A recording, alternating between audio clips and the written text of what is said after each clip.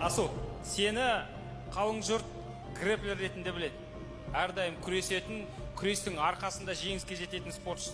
Бұл жолы секірдің, аяқпен тептің, апперкот ұрдың.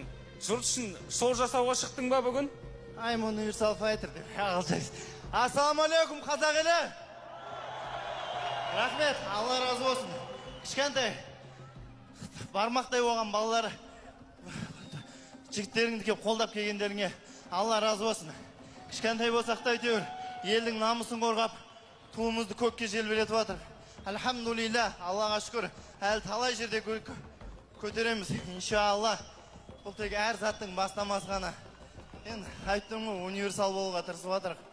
Бір ғана зат емес, бәрімен қуантуға. Бірақ енді барлық халық үшін, барлығы өзімнің отбасым үшін осы жерде қолдап келген барша қазақ еліне шын жүректен әр қазаққа рахмет.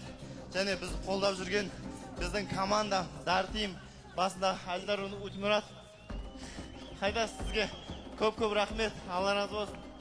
Барша тренерский составымыз Азиз Разиев, Эдуард ағай, Дәулет ағай, бүткіл командадағы балаларыма Алла разы болсын.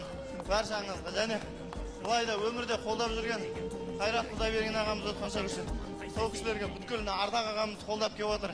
Біздің сарбаз кезінде қазіргі барлығыңызға рахмет. Алла разы болсын. Қазақ елі, Қазақстан алға!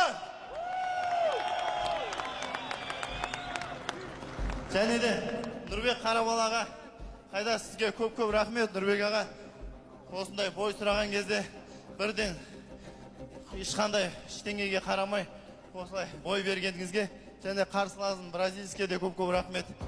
Қазақстан алға, жаңа жыл құтты болсын. Асу Алмабаев!